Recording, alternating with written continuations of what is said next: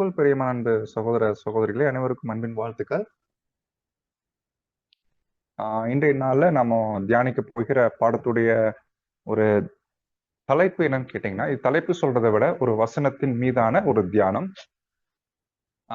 கர்த்தர் இயேசு கிறிஸ்துடைய மரணத்தை நினைவு கூறக்கூடிய இந்த நாட்கள்ல நம்ம இருக்கும்போது, இரட்சகர் இயேசு கிறிஸ்துவை பற்றின பல்வேறு கோணங்களில் பல்வேறு வகையான தலைப்புகளின் கீழாக நம்ம படிச்சுட்டு வரோம்.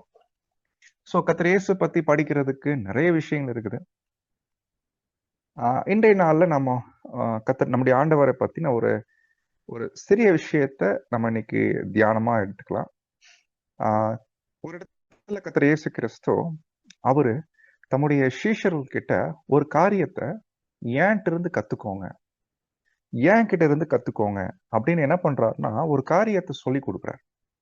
இப்போ அந்த காரியத்தை கர்த்தர் இயேசு அவர் வாழ்க்கையில எப்பெல்லாம் காமிச்சாரு, எப்படிலாம் காமிச்சார் என்பதை ஒரு சில உதாரணம் மட்டும் பார்த்துட்டு அந்த ஒரு காரியத்தை கர்த்தர்கிட்ட இருந்து நம்ம எப்படி நம்ம கற்றுக்கொண்டு நம்ம வாழ்க்கையில அந்த ஒரு குவாலிட்டி, அந்த ஒரு ஒரு பாடத்தை நாம எப்படி காண்பிக்கிறதுக்கு நம்ம முயற்சி எடுக்கலாம்.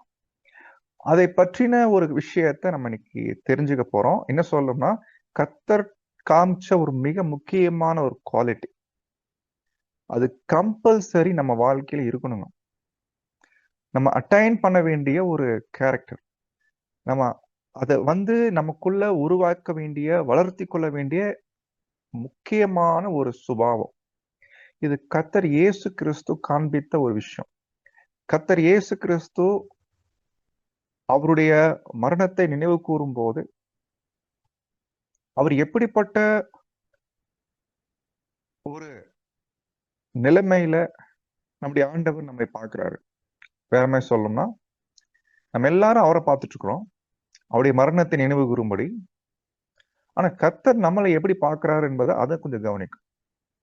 அவர் நம்மளை எப்படி பார்க்கிறாரு இல்லைங்களா?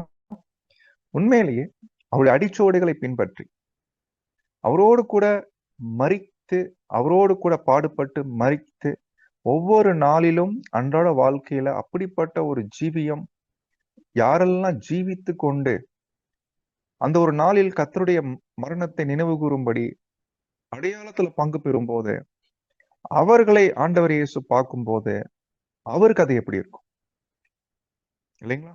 சோ எனவே கர்த்தர்கிட்ட இருந்து நாம் கற்றுக்கொள்வதற்கு நிறைய பாடங்கள் இருந்துட்டாலும் இது ஒரு மிக மிக முக்கியமான ஒரு பாடமாக நாம பார்க்கணும். சோ அவரே சொல்லியிருக்கிறாரு, ஏன் இருந்து கத்துக்கொள்ளுங்க. என்ன கற்றுக்கொள்ளுங்க அப்படின்னு கேட்டோம்னா, படிக்கலாம். மத்தேயு சுவிசேஷம் 11ஆம் அதிகாரத்துல வசனங்கள் கர்த்தர் இயேசு கிறிஸ்து நமக்கு இவ்விதமாக அவர் குறிப்பிடுறாரு. நம்ம எல்லாருக்கும் பரிச்சயமான வசனம் தான். மத்தேயு 11:29.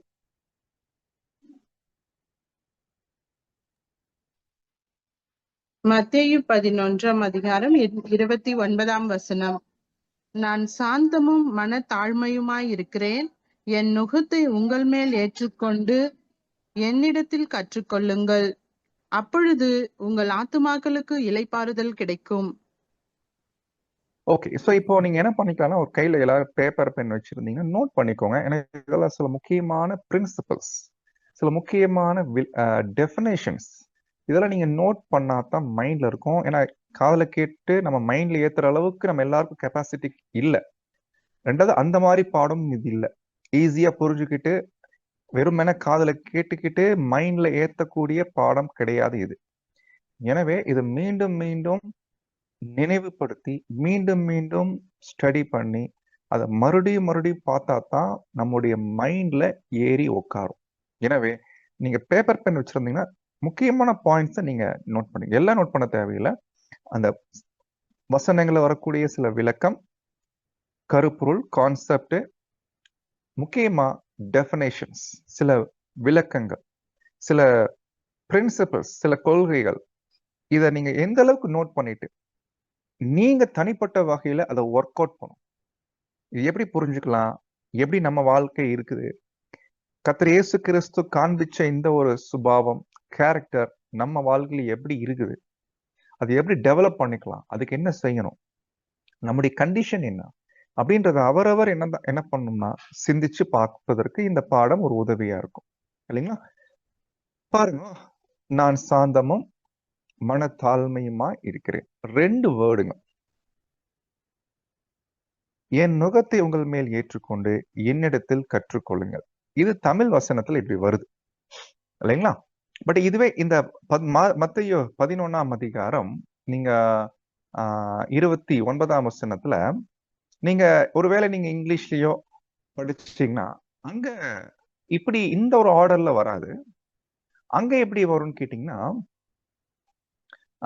ஃபார் எக்ஸாம்பிள் இப்ப நீங்க இங்கிலீஷ் எடுத்துட்டீங்கன்னா, என்னுடைய நுகத்தை எடுத்துக்கொள்ளுங்க. Take my yoke upon you. என்னுடைய நுகத்தை எடுத்துக்கொள்ளுங்க. இது ஒரு சப்ஜெக்ட். அவருடைய நுகத்தை நாம் எடுத்துக்கொள்வது என்பது என்ன? இது ஒரு தனி டாபிக். அடுத்து அண்ட் அப்ப படிக்கிறது ரோதர்ஹாம் டிரான்ஸ்லேஷன் படிச்சுட்டு இருக்கிறேன். நீங்க கேஜிவி படிச்சாலும் ஒன்றும் பிரச்சனை இல்லை. இப்ப கேஜிவி நீங்க எடுத்தீங்கன்னா அங்கேயும் அதே மாதிரி தான் வரும். Take my yoke upon you. And என்ன அர்த்தம்? ஃபர்ஸ்ட் நீங்க யோக் நுகத்தை எடுத்துக்கோங்க. இது ஒரு பாயிண்ட். இதை விட்டுருங்க, நம்ம இதை பத்தி பார்க்க போறதில்ல. அடுத்த பாயிண்ட் தான் முக்கியம். And learn of me. Ant இருந்து கத்துக்கோங்க. ஏன்ட்டு இருந்து கத்துக்கோங்க. என்ன கத்துக்கோங்க? ஃபார் ஐ ஆம் மீக் அண்ட் லோலி இன் ஹார்ட். நான் தமிழ்ல வந்து சாந்தமும் மனத்தாழ்மையுமாய் இருக்கிறேன். பாருங்க, 2 வார்த்தை. இப்ப கர்த்தர்கிட்ட இருந்து நம்ம கற்றுக்கொள்றதுக்கு இந்த 2 வார்த்தை நம்ம தியானிக்கணும். இதுதான் நாம் கர்த்தரை படிப்பது, கர்த்தரை தியானிப்பது. சும்மா வெறுமன பெயர் சபை ஜனங்கள் மாதிரி ரொம்ப கவலைப்பட்டு துக்கப்பட்டு அழுதுட்டு எனக்காக மறிச்சிருக்கிறாரு, எனக்காக உயிர் விட்டுருக்கிறாரு, ரொம்ப நன்றி ஆண்டவரே அப்படின்னு வெறுமன நம்ம போயிட்டு அப்பத்திலையும் பாத்திரத்திலையும் கை வைக்கிறது அது வந்து நமக்கு தகுதியா இருக்கா இல்லைங்களா? சோ தகுதியோடு புசிக்கும் போது அப்படின்னு என்ன அர்த்தம்? அவரை நாம் என்ன சொல்றதுங்க, அவரை நாம் உள்வாங்கினவர்களாக, அவரை நாம் புசிக்கிறவர்களாக, அவருடைய கேரக்டர் என்ன, அவருடைய சுபாவம் என்ன, அதை உணர்ந்து அவருடைய சாயலில் வளருகிறவர்களாக, அதான் முக்கியமான பாயிண்ட். கர்த்தருடைய சாயலில் நாம் வளருகிறவர்களாக கைகளை வைக்கும் போது அது தகுதியானதாக அங்க இருக்கும். அப்போ கர்த்தருடைய கேரக்டர் ரொம்ப முக்கியமான ஒரு கேரக்டர் என்னன்னா, என்கிட்ட இருந்து கத்துக்கோங்க. நான் சாந்தமும் மனத்தாழ்மை. மனத்தாழ்மைனா லோலி இன் ஹார்ட், அதாவது இருதயத்துல. தமிழ்ல அழகான வார்த்தை மனத்தாழ்மை. தாழ்மைன்றது வெளிப்புறமா காமிக்கிறதுல இன்னைக்கு நிறைய பேர் தாழ்மை அப்படின்ற ஒரு கேரக்டர் பத்தி நிறைய பேர் படிப்பான். தாழ்மைய வெளிப்புறமா காண்பிக்கிறதுக்கு தான் முயற்சி எடுத்துட்டு இருக்கிறான். வெளிப்புறமா காட்டக்கூடிய தாழ்மை ஆக்சுவலி ரியல் தாழ்மை கிடையாது. இது நல்லா மைண்ட்ல ஏத்திக்கும். வெளிப்புறமா நிறைய பேர் தாழ்மை காண்பிக்கிறதுக்கு ட்ரை பண்றாங்க. நீங்க பார்த்திருக்கிறீங்களா? உடையில, பேச்சுல, ஆக்ஷன்ஸ் செயல்கள்ல தாழ்மை காண்பிக்கிறதா நினைச்சிட்டு இருக்கிறாங்க. ஆனா ஆக்சுவலி தாழ்மை அது கிடையாது. பைபிள்ல இந்த 2 வேர்டுங்க ரிப்பீட்டடா நீங்க நிறைய டைம் நீங்க ஒருவேளை பைபிள் நீங்க ரீட் பண்ணி விட்டீங்கன்னா இந்த ஒரு 2 வேர்டுங்க ரிப்பீட்டடா அங்க வந்துட்டே இருக்கும். இது 2 வேர்டுமே எப்போதுமே ஒரு என்ன சொல்றது, ஒரு பாண்ட்ல இருக்கும். ஒரு இணைந்து காணப்படக்கூடிய வசனங்கள் தான் இந்த ஒரு விஷயம். பாருங்க, அப்போ சொல்றாரு, நான் சாந்தமும் மனத்தாழ்மை. 2 வகையான கேரக்டர். இந்த 2க்கும் எப்போதுமே ஒரு லிங்க் இருக்குது. இது என்ன லிங்க்? முதல்ல இந்த வார்த்தையுடைய மீனிங்கை ஃபர்ஸ்ட் அண்டர்ஸ்டாண்ட் பண்ணிட்டு அதுக்கப்புறம் இயேசு கிறிஸ்து எங்கெங்கெல்லாம் இந்த கேரக்டர் காமிச்சாருன்றதையும் பார்த்துட்டு ஃபைனலா நம்மளை பத்தி நம்ம சிந்திச்சு பார்க்கலாம். ஸோ இதுதான் இன்னைக்கான பாடத்துடைய ஒரு ஆக்சுவலி இது ரொம்ப பெரிய சப்ஜெக்ட்டுங்க. 2 மணி நேரம் பேச வேண்டிய பாடம். பட் நம்ம நேரத்தை கருதி எவ்வளோ சுருக்கமா எளிமையா பார்க்க முடியுமோ நம்ம பார்க்கலாம். பட் நான் கொஞ்சம் விரைவா தான் போறேன். நீங்க கேர்ஃபுல்லா நீங்க பாயிண்ட்ஸை கேப்சர் பண்றதுக்கு நீங்க கொஞ்சம் நீங்க விழிப்புள்ளவங்களா காணப்போம். பாருங்க, இப்போ முதல்ல ரெண்டுக்கும் டிஃபரன்ஸ் என்ன? மீக்னஸ் இங்கிலீஷ்ல அந்த வார்த்தை தாழ்மைக்கு ஹியூமிலிட்டி, சாந்த குணம்னா மீக்னஸ், ஹியூமிலிட்டினா தாழ்மை. ரெண்டுக்கும் மீனிங் என்னன்னு பார்க்கலாம். இந்த ரெண்டுக்கும் டிஃபரன்ஸ் என்ன பார்க்கலாம். நீங்க கொஸ்டின் புக்ல நீங்க பாத்தீங்கன்னா நம்முடைய சகோதரர் இது ஒரு கேள்வியே கேட்டிருக்கிறாங்க. What is the difference between meekness and humility கேட்டிருக்கிறாங்க. ஏன்னா இந்த ரெண்டு வார்த்தை பைபிள்ல கண்டினியூஸா நிறைய இடங்கள்ல பார்க்க முடியும். அப்போ ரெண்டும் கிட்டத்தட்ட ஒரே மாதிரி தோன்றதுனால தான் இது ஒரு கேள்வியா கேட்டிருக்கிறாங்க. என்ன டிஃபரன்ஸ் என்ன? ஏன்னா ரெண்டு ஒண்ணுன்னா தனித்தனியா ஒரே வசனத்துல ரெண்டு வார்த்தை வந்திருக்காது இல்லைங்களா? ரெண்டு ஒரே விஷயம்னா ஒரே வசனத்துல ரெண்டு வார்த்தை போட தேவையில்லை இல்லைங்களா? அப்போ ரெண்டு தனித்தனியா போட்டிருக்கிறாங்கன்னா அப்ப ஏதோ ரெண்டு டிஃபரன்ஸ் இருக்குது.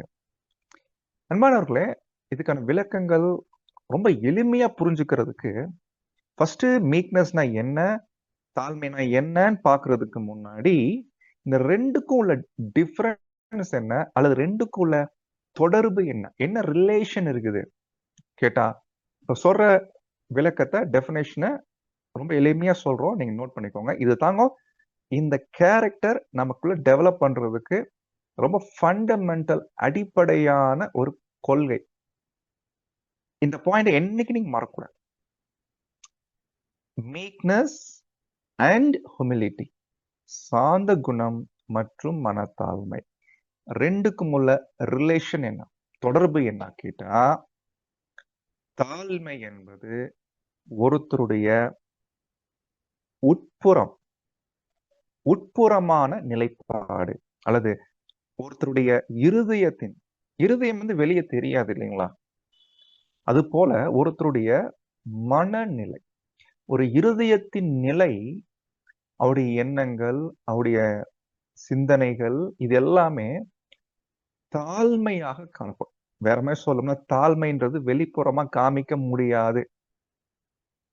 என்னதான் நம்ம பிரயாசம் எடுத்தாலும் ஆக்டிங் பண்ணலாமே ஒழிய வெளிப்புறமா காமிக்க முடியாது. ஏன்னா ஹியூமிலிட்டி என்பது அது உள்ள உருவாகக்கூடிய விஷயம். இருதயத்தில் ஒருத்தருக்குள்ள உருவாகக்கூடிய ஒரு குணத்துக்கு பேர் தான் தாழ்மை. அது எப்படி உருவாகும், அது என்ன செய்யணும், அதை பத்தி பின்னாடி பார்க்கலாம். அப்போ சாந்த குணம்னா என்ன பிரதர் அப்படின்னு கேட்டீங்கன்னா, சாந்த குணம் இங்கிலீஷ்ல மீக்னஸ், இந்த வார்த்தைக்கு உடைய விஷயம் என்னன்னு பார்த்தோம்னா, இது தாழ்மை என்பது நமக்குள்ள இருதயத்தில் இருக்கு இல்லைங்களா? யார் ஒருவருக்குள்ள தாழ்மை இருக்குதோ, ஒருத்தருக்குள்ள தாழ்மை இருக்குதுன்றது எப்படி கண்டுபிடிக்கிறது? ஏன்னா அது இருதயத்துக்குள்ள இருக்கு, இருதயமே நமக்கு தெரியாது, அப்புறம் எப்படி தாழ்மையை கண்டுபிடிக்கிறது கேட்டா, ஒருத்தருக்குள்ள தாழ்மை இருப்பதற்கான அவுட்வேர்டு மேனிஃபெஸ்டேஷன், வெளிப்புறமான வெளிப்பாடு, அதுக்கு பேர் தான் மீக்னஸ். நல்லா கவனிச்சிட்டீங்களா? வெளிப்புறமா தாழ்மை காண்பிக்க முடியாது. தாழ்மை என்பது உள்ள இருக்கக்கூடிய விஷயம்.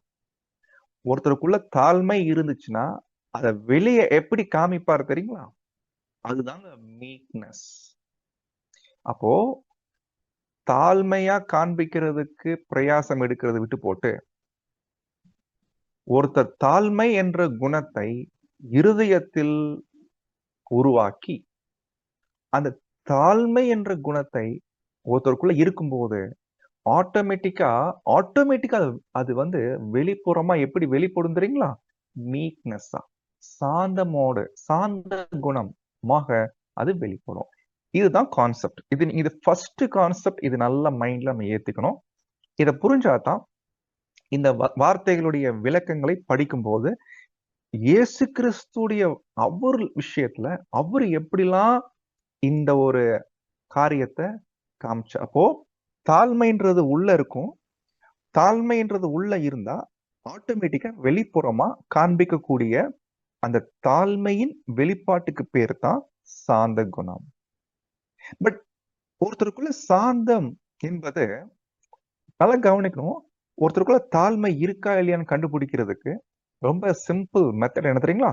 யார் ஒருத்தர் சாந்த குணத்தை காண்பிக்கிறாங்களோ ஈஸியா நம்ம ஐடென்டிஃபை பண்ணலாம். அவங்க அவங்க ரொம்ப தாழ்மையான சகோதரன், தாழ்மையான சகோதரி. யார் ஒருத்தரை நம்ம தாழ்மையானவர் என்று சொல்ல முடியும் தெரியுங்களா? யார் ஒருத்தர் சாந்த குணத்தை காண்பிக்கிறாங்களோ அவங்கள தாங்க நம்ம சொல்ல முடியும் தாழ்மையான சகோதரன், தாழ்மையான சகோதரி. சகோதர சகோதரிகளே, இப்ப பாடம் படிக்கிறது மத்தவங்களை கண்டுபிடிக்கிறதுக்காக இல்ல, நம்மை நாமே உணர்ந்து கொள்வது. அப்போ எனக்குள்ள சாந்த குணம் என்பது அது வெளிப்பட வேண்டியது ரொம்ப முக்கியமான பாயிண்ட் இல்லைங்களா? அப்போ சாந்த குணத்தை நான் வெளி கரெக்டா காமிக்கணும். நான் சாந்த குணத்தை காண்பிச்சாதான் எனக்குள்ள தாழ்மை இருக்குன்னு அர்த்தம்.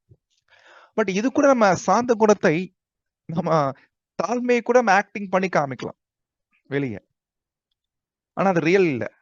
ஆனா சாந்த குணத்தை நீங்க என்ன ஆக்டிங் பண்ணாலும், என்ன எஃபர்ட் போட்டாலும் சாந்த குணத்தை காண்பிக்க முடியாது. ஏன்னா அது இயற்கையா வரும். ஒருத்தருக்குள்ள தாழ்மை இருந்துட்டாலே நேச்சுரலாவே அந்த சாந்த குணம் வெளிப்படுங்க. இந்த சாந்த குணத்தை நம்ம ஆக்டிங் பண்ணி காமிக்க முடியாது. அதனால நம்ம ஈஸியா கண்டுபிடிச்சிடலாம், ஒருத்தர் தாழ்மையா இருக்கிறாரா, தாழ்மை இல்லையா. சோ அப்போ இது முதல் பாயிண்ட். இதுதான் ரெண்டுக்குள்ள ரிலேஷன், ஹியூமிலிட்டி வெர்சஸ் மீக்னஸ். ரெண்டுக்குள்ள தொடர்பு என்னன்னா இதுதாங்க பாயிண்ட். இது நல்ல மைண்ட்ல ஏத்திக்கும். இப்ப இது நம்ம ஏத்திட்டோம்னா இப்ப அடுத்த பாயிண்ட் போலாங்களா? இப்ப ரெண்டுக்குள்ள விளக்கம் என்ன, ஹியூமிலிட்டினா என்ன, மீக்னஸ்னா என்ன, இது என்னன்னு மீனிங் தெரிஞ்சாதான் நம்ம ஏற்கனவே பார்த்தோம் இல்லைங்களா, நமக்குள்ள எப்படி தாழ்மை இருக்குது, ஒருத்தர் தாழ்மையா இருந்தாருன்னா எப்படி இருப்பாரு, அதனுடைய அவுட்வேர்டு மேனிஃபெஸ்டேஷன், வெளிப்புறமான ஒரு என்ன சொல்றதுங்க, வெளிப்புறமா எப்படி நமக்கு சாந்த குணம் பார்த்தோம், சாந்த குணம் எப்படி வெளிப்படும், சாந்த குணம்னா என்ன அப்படின்றத நம்ம ஈஸியா தெரிஞ்சுக்கலாம். இப்ப ஃபர்ஸ்ட் பாயிண்ட் ஹியூமிலிட்டி. அது எல்லாருக்கும் பரிச்சயமானது. அந்த ஹியூமிலிட்டினா மனத்தாழ்மை. இங்கிலீஷ்ல அழகா போட்டுருக்கோம், லோலி இன் ஹார்ட்.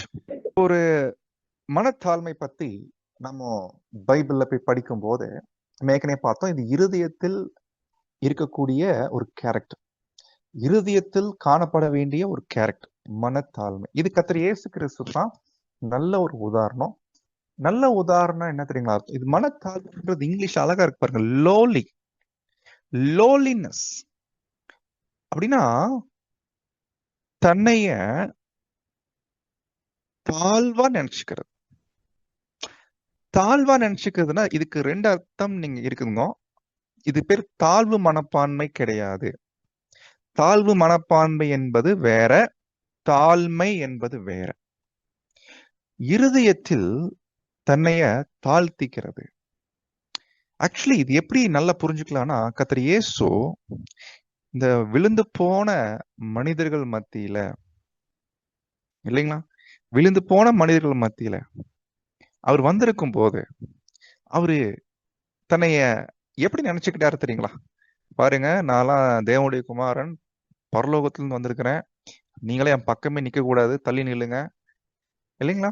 அல்லது உங்களோட நான் சூப்பரான ஆளு, உங்களோட பெட்டர், நான் தான் ஹோலி, பரிசுத்தமானவர், நீங்களா பின்னாடி போங்க அப்படின்னு தன்னை பெரிய நிலைமையில அவர் தன்னை நினைச்சுக்கலங்க.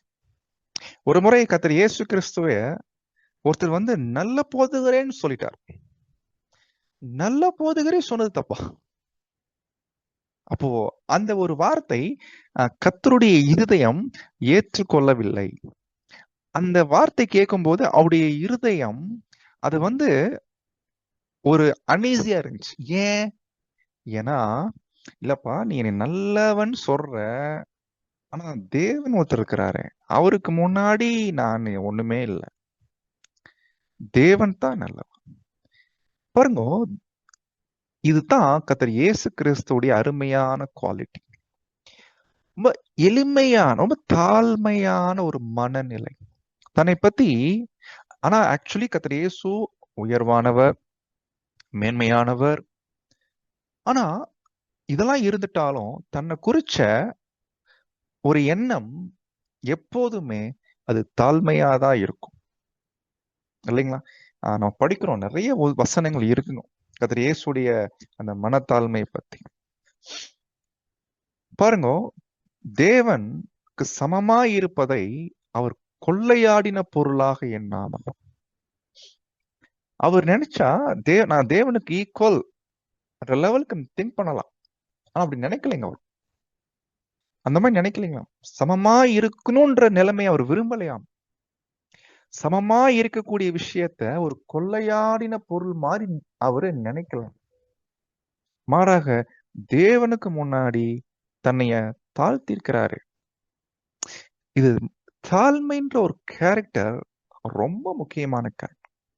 என்ன ஆச்சரியம்னா, இது பிதாவாகிய தேவனுக்கு முன்னாடி எப்படி தன்னை தாழ்த்தினாரோ அதே போலத்தான் சக மனிதர்கள்கிட்டையும், சக மனிதர்னா பூமிக்குரிய வாழ்க்கையில இருக்கக்கூடிய மனிதர்கள் மத்தியிலையும் பாத்தீங்கன்னா தன்னை தாழ்மையுள்ளவராகவே காமிச்சார். ஃபார் எக்ஸாம்பிள், குழந்தைகள் கர்த்தர் இயேசு கிறிஸ்து கிட்ட வர வைக்கும் போது இல்லைங்களா, ஒண்ணு இல்லைங்க, இன்னைக்கு இந்த மனத்தாழ்மை இல்லாத ஆட்கள் நீங்க யாரை பார்க்கலாம் தெரியுங்களா? இன்னைக்கு உலகத்துல கூடிய அரசியல்வாதிகளா இருக்கட்டும், பெரிய பெரிய பணக்காரங்களா இருக்கட்டும், பெரிய பெரிய பிசினஸ் மேனா இருக்கட்டும், இல்லைங்களா, தங்களை பெருசா நினைச்சுக்குவான். அந்த மாதிரி இருக்கும். ஆனா கர்த்தர் இயேசு அந்த குழந்தைகள் அவங்க வரும்போது, சீஷர்கள் தடை செய்யும் போது கர்த்தர் இயேசு கடிந்து கொள்வார். குழந்தைகளை முதல்ல என்ன பண்ணுங்க, இங்க வரவீங்க பாருங்க. அப்போ அப்படிப்பட்ட ஒரு தாழ்மை உள்ளவராக நம்முடைய ஆண்டவர் இருதயத்தின் நிலை காணப்பட்டுச்சு. வெரி லோலி இன் ஹார்ட். அவருடைய இருதயம் ரொம்ப தாழ்மையானதாக இருந்துச்சு. யார் ஒருத்தருக்குள்ள தாழ்மை இருக்குதோ தற்பெருமை பேச மாட்டான், தன்னை உயர்த்திக்க மாட்டான் இல்லைங்களா, தன்னை பெருசா நினைக்க மாட்டான்.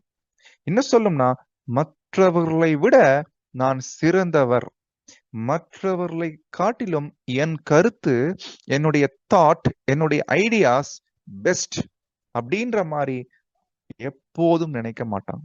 இதுதாங்க மனத்தாழ்மை. ஆனா ஒருத்தருக்குள்ள இந்த குவாலிட்டி, இந்த கேரக்டர் இருந்துச்சுன்னா அது எப்படி வெளிப்படும் தெரியுங்களா? அதுதாங்க சாந்த குணம், மீக்னஸ். இந்த மீக்னஸ் என்ற வார்த்தைக்கு இப்போ மீனிங் நம்ம கண்டுபிடிக்க ட்ரை பண்ணலாம். இப்ப தாழ்மைனா என்னன்னு பார்த்தோம் இல்லைங்களா? சும்மா வாயில நம்ம சொல்றோம். நிறைய நேரங்கள் தாழ்மைன்ற கேரக்டர் இருதயத்துல இருக்காது, ஆனா வெளியே காமிச்சிட்டு இருப்போம் இல்லைங்களா? அடியேன் இருக்கிறேன், அடியேன், இந்த வார்த்தை எல்லாம் பயன்படுத்தும். அடியேன் இல்லைங்களா? சம்டைம் பேசும்போது அப்படி தலையை குனிச்சிட்டு பவ்யமா கையை கட்டிக்கிட்டு இது கூட பேசுவோம். ஆனா இதெல்லாம் தாழ்மை நம்ம வெளியே காண்பிக்கிறோம் நினைச்சு பண்ணிட்டு இருப்போம். ஆனா அது தாழ்மை இல்லை. ஒருத்தருடைய இருதயத்தின் நிலை தான் தாழ்மையாக காணப்படும். இருதயத்துல தாழ்மை இல்லைன்னு வைங்களேன், சகோதரர்களை வேணா ஏமாத்தலாம், பட் தேவனை ஏமாத்த முடியாது. யார் ஒருத்தருக்குள்ள தாழ்மைன்ற குணம் இருக்குதோ சாந்த குணத்தை வெளிப்படுத்துவார்கள் இயற்கையாகவே. பை நேச்சுரலாவே வெளிப்படும் சாந்த குணம். அப்படின்னா சாந்த குணம்னா என்ன அர்த்தம்? நம்முடைய பாடத்துல இதுதான் ரொம்ப கவனிக்க வேண்டிய பாடம். கர்த்தர் இயேசு காமிச்ச கேரக்டர் சாந்த குணம், இங்கிலீஷ்ல மீக்னஸ். இந்த மீக்னஸ் என்ற வேர்டு நீங்க உலகத்துல நீங்க பாத்தீங்கன்னா பயன்படுத்துறாங்களா எனக்கு தெரியல, ஏன்னா இதை பத்தின நாலேஜ் எல்லாம் அவங்களுக்கு கிடையாது. மீக்னஸ் பைபிள்ல தான் பாக்குறோம், அதிகமா பாக்குறோம் பயன்படுத்தக்கூடிய வார்த்தை. நிறைய வசனம் இருக்குது, எல்லா வசனங்களும் படிச்சு ஒவ்வொரு வசனங்களுக்கும் விளக்கம் பார்க்கறதுக்கு நேரம் இல்லை. நான் வெறும் கான்செப்டை மட்டும்தான் ஹைலைட் பண்ணிட்டு போயிட்டு இருக்கிறோம். நிறைய வசனங்கள் வச்சு பேசுறதுக்கு நேரம் இல்லை. சகோதர சகோதரிகளே, சாந்த குணம்னா என்ன? இதுக்கு மூன்று வகையான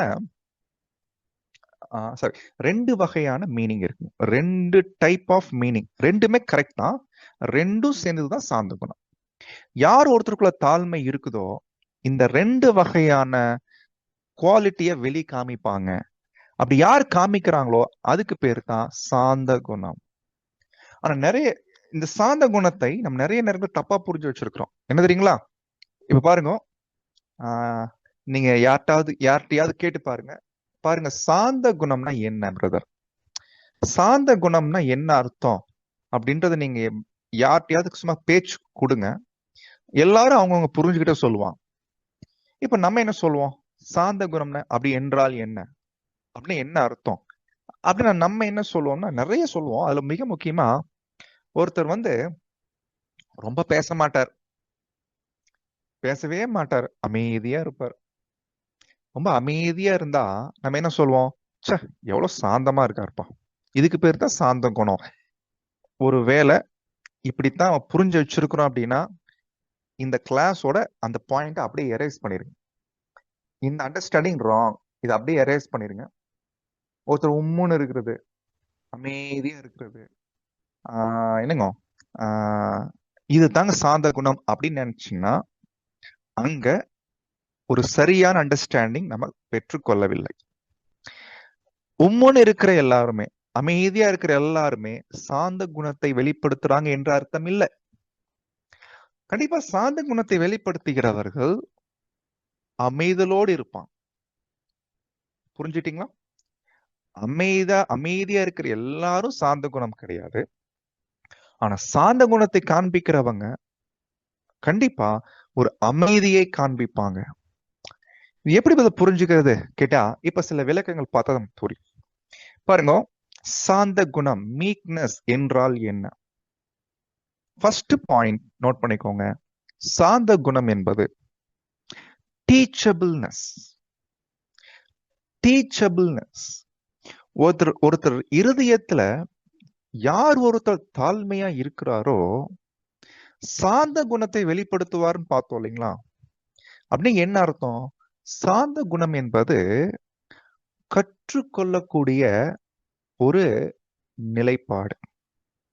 அப்படின்னா கர்த்தர் இயேசு விஷயத்துல நிறைய நேரங்கள்ல தேவன் கிட்ட அவர் கற்றுக்கொண்டிருக்கிறார். கற்றுக்கொள்ளக்கூடிய மனசு அவருக்கு இருந்துச்சு இல்லைங்களா? தினமும் தேவன் கிட்ட போயிட்டு தான் என்ன செய்யணும், ஏது செய்யணும், என்ன பேசணும், இதெல்லாம் ஓன் டெசிஷன் பண்ண மாட்டார். மாறாக தினமும் தேவன் கிட்ட கேட்டுத்தான் செய்வார். ஏன்னா சொந்தமா யோசிச்சு சொந்தமா முடிவெடுத்து பண்ண முடியும் அவரால.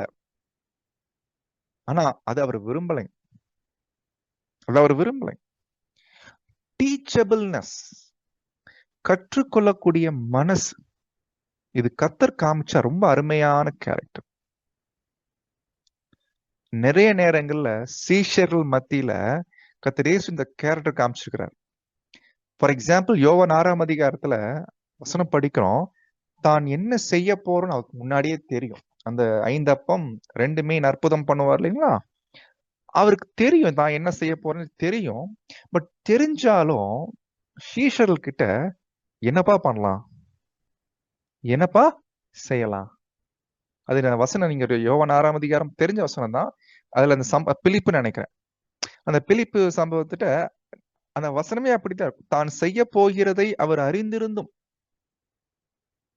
சோதிக்கும்படி கேட்டார். அது எப்படி கேட்டிருக்கிறாருன்னா, பிலிப்பு இத்தனை பேர் இருக்கிறாங்க, நம்ம அப்பத்துக்கு எங்க போய் வாங்கலாம், என்ன பண்ணலாம்? பாருங்க, இதுதாங்க சாந்த குணம், வெளிப்பாடு, சாந்தத்தினுடைய வெளிப்பாடு, டீச்சபிள்னஸ். என்ன கர்த்தர் பிலிப்பு கிட்ட கேட்டுக்க தெரிஞ்சுக்கிறார், என்னப்பா பண்ணலாம். இப்போ எல்லாம் தெரிஞ்சவங்க யாரும் இந்த மாதிரி காமிக்க மாட்டான்.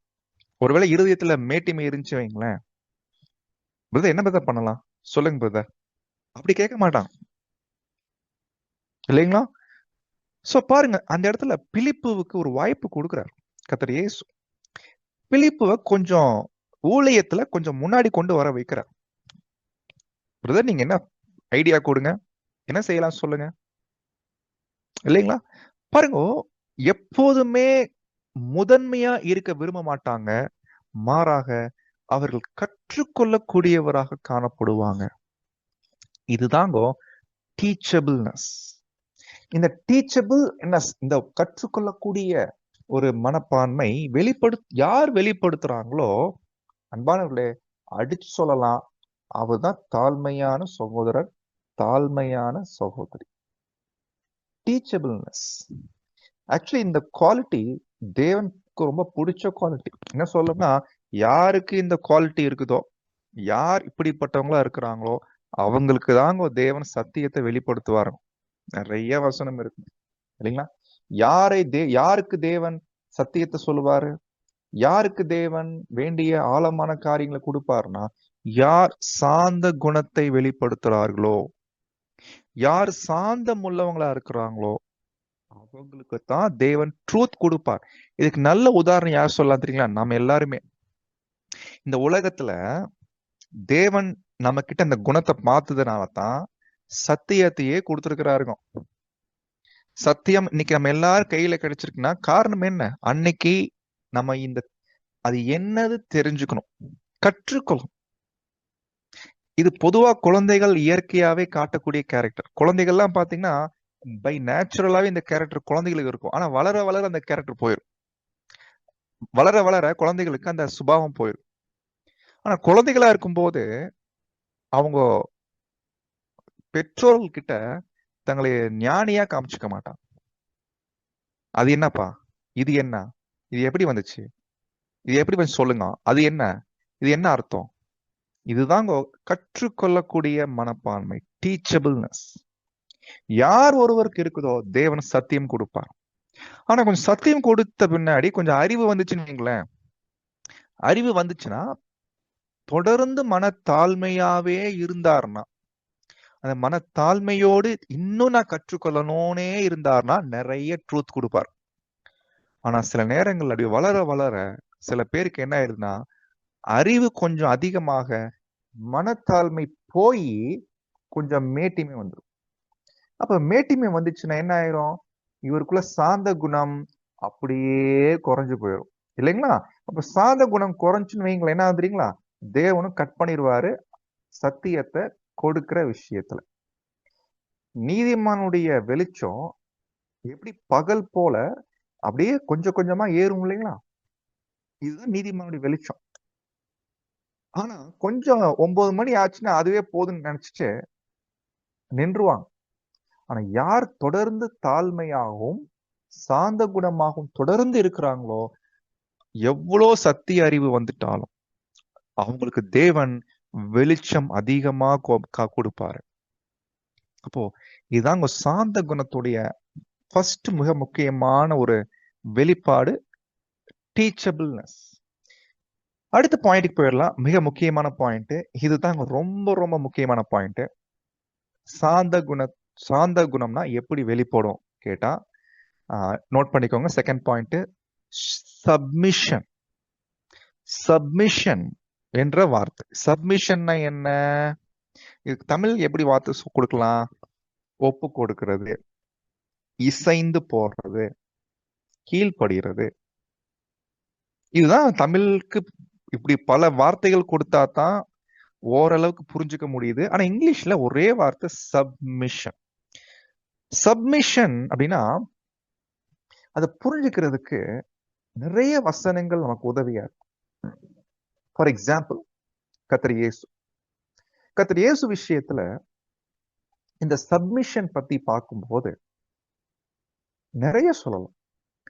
தேவன் என்னென்ன சித்தம் வச்சிருந்தாரோ அதுல மிக முக்கியமா அந்த 3 வருஷம் முடிவுல அந்த கெத்செமனேக்கு அப்புறம் எல்லாம் பாத்தீங்கன்னா என்ன நடக்க போகுது, எப்படி நடக்க போகுது, என்னென்ன விஷயம், சில காரியம் நடக்க போகுது எதுவுமே பாத்தீங்கன்னா கர்த்தர் இயேசுவுக்கு தெரியும். ஆனா அது எப்படி இருக்க போகுது, சில விஷயங்கள், சில கன்ஃபியூஷன் இருந்துச்சு. ஃபார் எக்ஸாம்பிள், தேவன் கைவிட போகிற விஷயம், அந்த தேவன் கைவிடக்கூடிய விஷயம் கர்த்தர் இயேசுக்கு தேவன் மறைச்சிருந்தார். ஏன்னா அவரு கெத்செமனேக்குள்ள போகும்போது தெளிவா சொல்லியிருந்தாரு, நீங்கெல்லாம் என்னை விட்டு ஓடி போவீங்க, நான் தனித்திறேன், தேவன் என் கூட இருப்பார்னு தான் அவர் நம்பிட்டு இருந்தார். அதுக்கப்புறம் தூதர்கள் வந்து ரெடி பண்றாங்க, கெத்செமனேல என்கரேஜ் பண்றாங்க. அப்பயும் ரெடி ஆயிட்டாரு, அமைதியா போறாரு, ஒப்பு கொடுக்கிறாரு, சைலண்டா ஒப்பு கொடுக்கிறாரு, எதிர்த்து நிக்கல. தன்னை காப்பாத்திக்கிறதுக்கு யார்கிட்டையும் எதிர்த்து பேசல. ஏன்? தேவனுடைய சித்தம் இப்படியா இருக்கிறது என்று அதற்கு தன்னை ஒப்பு கொடுத்தார். இப்படி ஒப்பு கொடுக்கும்போது அவர் அமைதியா இருந்தார். பாருங்க, இதுதான் அமைதி. இதுக்கு பேர் தான் அமைதி. சும்மா உம்முன்னு இருக்கிறதுக்கு பேருக்கு அமைதி இல்லை. அமைதினா என்னன்னா, சரி, ஓகே, ஒப்பு கொடுக்கிறேன். தேவனே, நீங்க எப்படி அனுமதிக்கிறீங்களோ அதுக்கு நான் என்னைய உட்படுத்திக்கிறேன். திடீர்னு இப்படி இருக்கும்போது ஓங்கி கன்னத்துல ஒரு அறை. அந்த நபரை பார்த்து கர்த்தர் இயேசு என்ன பண்ணிக்கலாம் தெரியுங்களா? கொஞ்சம் எகிரி இருக்கலாம். இல்லைன்னா, டேய் எப்படி இருக்கும் இப்படி பேசியிருந்தாருன்னா? ஒருவேளை கர்த்தர் இயேசு அந்த ஒரு அறை விட்டார்ல அந்த நபர்கிட்ட போயிட்டு டேன்னு கூப்பிட்டு ஒரு சவுண்ட்ல பேசியிருந்தாருன்னா என்ன ஆயிருக்கும் நிலைமை? ஆனா இயேசு கிறிஸ்து அப்படி பேசல. மாறாக அந்த இடத்துல கூட அந்த நபரை ஒரு கரெக்ட் பண்றார். ரொம்ப சாந்தமான அந்த வாய்ஸ், ரொம்ப மெல்லிசான வாய்ஸ். அந்த வாய்ஸ் கூட பாத்தீங்கன்னா கொஞ்சம் மரியாதை இல்லாம இல்ல. ஏப்பா, நான் தப்பா பேசியிருந்தா நீ அடிச்சதா நியாயம். தப்பா பேசலையே, ஏன்பா நீ அடிச்ச? பாருங்க, இது அந்த நேரத்துல யாருமே பேச மாட்டாங்க இந்த மாதிரிலாம், இல்லைங்களா? பாருங்க, அமைதியா ரிப்ளை கொடுக்கிறது இதாங்க ஒரு ட்ரூ சப்மிஷன். சப்மிஷன், ஒப்பு கொடுக்கு தேவன் சித்தத்து. அப்போ பாத்தீங்கன்னா கர்த்தர் இயேசு விஷயத்துல அவர் சிலுவையில தொங்கிட்டு இருக்கும்போது, இல்லைங்களா, 6 மணி நேரம் இருக்கிறார். 6 மணி நேரம் அமைதியா இருந்தார். அவர் எந்த ஒரு கீழே நிக்கிற எல்லாரும் கிண்டல் பண்ணாங்க, நக்கல் பண்ணாங்க. பொதுவா நம்ம எல்லாருக்குமே யாராவது நம்ம நக்கல் பண்ணி கிண்டல் பண்ணா பிடிக்காதுங்க. அது இயற்கையா நம்ம எல்லாருக்கும் இருக்கக்கூடிய சுபாவம். ஒரு கடத்துல தேவனுடைய குமாரனை ஆனால் இறங்கி வா சொல்லும் போது, ஒருவேளை இயேசு கிறிஸ்து கொஞ்சம் பதட்டப்பட்டு இறங்கி வந்திருந்தான்னு வைங்க, என்ன ஆயிருக்கும் பாருங்க.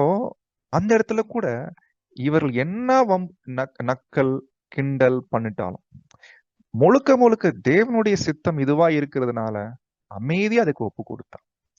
சுருக்கமா சொல்லணும்னா, தேவனுடைய நடத்துதலுக்கு ஒப்பு கொடுக்கிறது, அமைதியா ஒப்பு கொடுக்கிறது, எதிர்த்து பேசாம எதிர்த்து நடக்காம, இல்லைங்களா, அமைதியா ஒப்பு கொடுக்கிறது.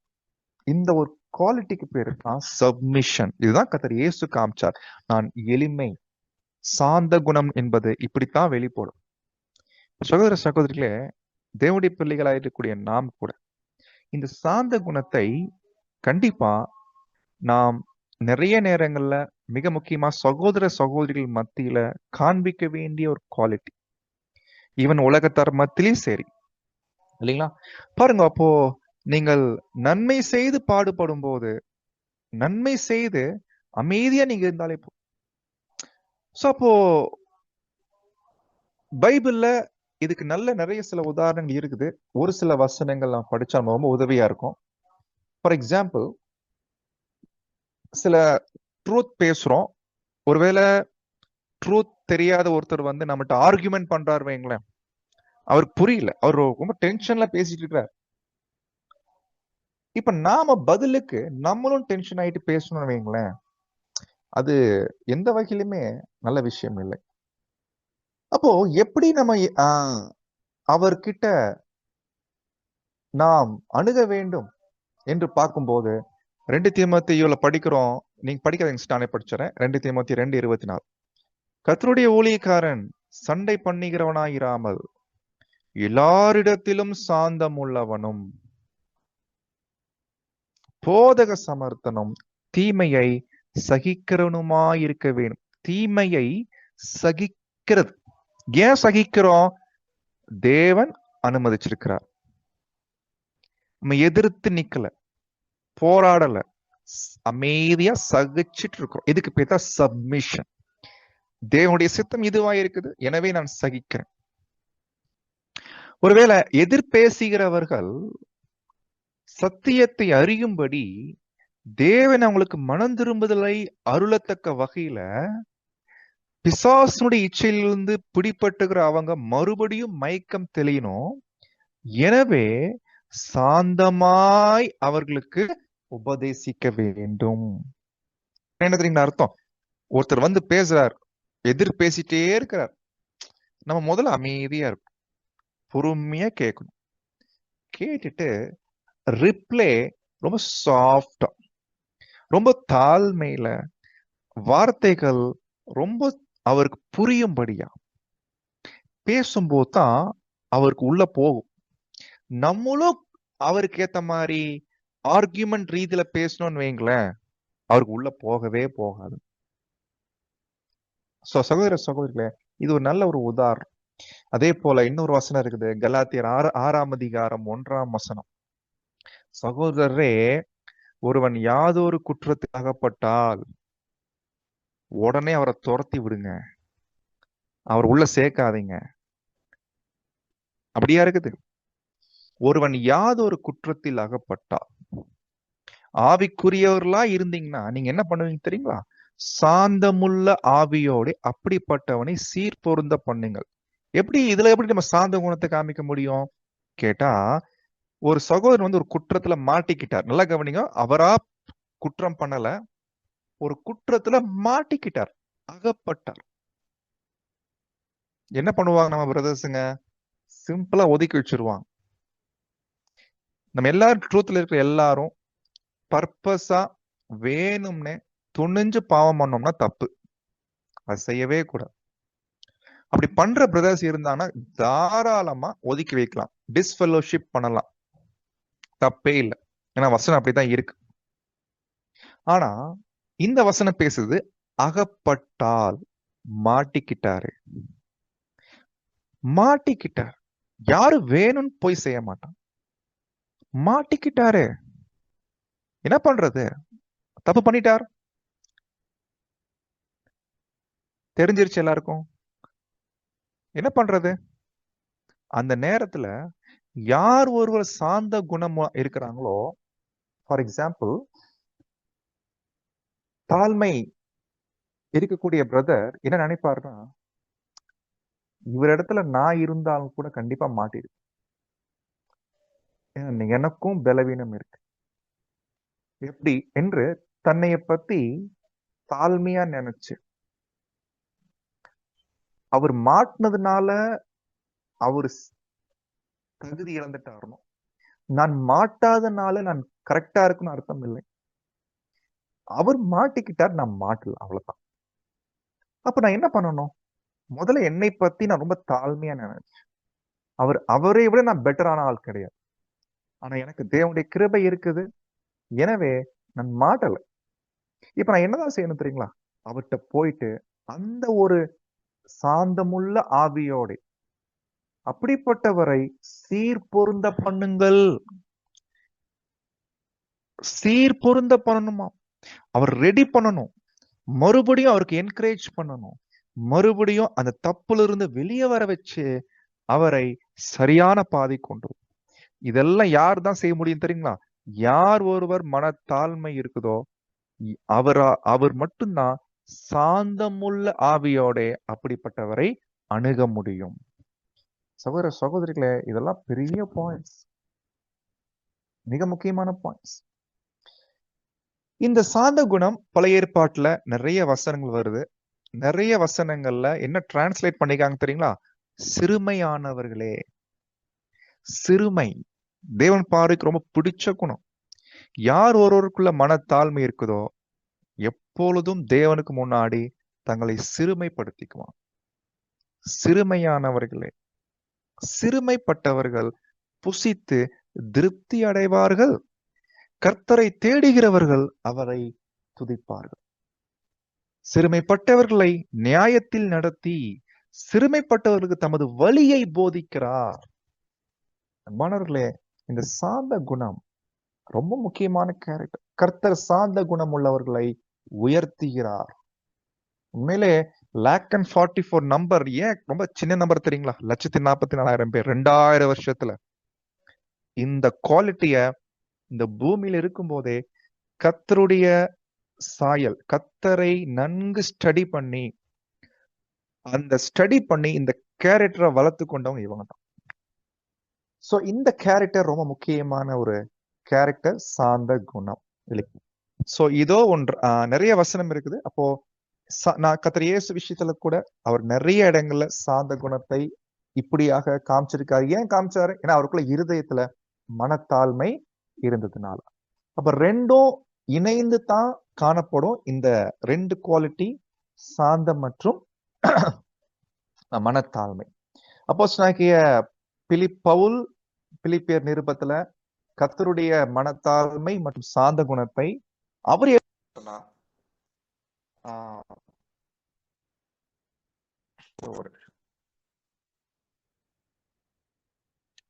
அவர் எப்படி கேட்டீங்கன்னா, சகோதர சகோதரிகளை, பைபிள படிக்கிறோம். நீங்கள் ஏக சிந்தையும் கர்த்தர் இயேசுக்குள் இருந்த சிந்தையே உங்களிலும் இருக்கிறது. அவர் தேவனுடைய ரூபமாயிருந்தும் தேவனுக்கு சமமாய் இருப்பதை கூலியான பொருளாக எண்ணாமல் வெறுமையாக்கி அடிமையின் ரூபம் எடுத்து மனுஷ ரூபமாய் காணப்பட்டு மரண பரியந்தம், அதாவது சிலுவின் மரண பரியந்தம் கீழ்ப்படிந்தவராகி சாந்த குணம் தம்மை தாமே தாழ்த்தினார். சகோதர சகோதரில, இந்த நாட்கள்ல கர்த்தருடைய மனத்தாழ்மை மற்றும் சாந்த குணத்தை நல்லா ஸ்டடி பண்ணி இதை நம்ம நிறைய எப்படி நமக்குள்ள வளர்த்தி கொள்ளணும். டீச்சபிள்னஸ், சப்மிஷன், ஒப்பு கொடுக்கிறது. பட் நிறைய வசனம் இருந்துட்டாலும் தேவனிஸ்தம் ஆரம்பிச்சிட்டா இன்னொரு முறை நம்ம பார்க்கலாம். இன்னும் மிக முக்கியமா சில பாயிண்ட்ஸ் இருக்குது. மிக முக்கியமா சகோதரிகளுக்கு இந்த பாடம் ரொம்ப முக்கியமான பாடம் இல்லைங்களா? அலங்காரம் பண்ற விஷயத்துல இதுல மிக முக்கியமா அலங்காரமே சாந்த குணம் தான். சகோதரிகள் எப்படி இந்த குணத்தை காமிக்கலாம், அது நம்ம இன்னொரு முறை. இப்ப நம்ம கர்த்தருடைய மரணத்தை நினைவு கூறதுனால கர்த்தர் எப்படியெல்லாம் தன்னை தாழ்த்தினார், இருதயத்தின் நிலைமை எப்படி இருந்துச்சு, வெளிப்புறமா அவர் எப்படி சாந்த குணத்தை எல்லார்கிட்டையும் காமிச்சாரு, தேவனுக்கு முன்னாடி காமிச்சாரு என்பதை நல்லா ஸ்டடி பண்ணி நாமும் அப்படிப்பட்ட சுபாவத்தில் வளர்றதுக்கு தேவன் தாமே காத்து கிருபை செய்வாராக.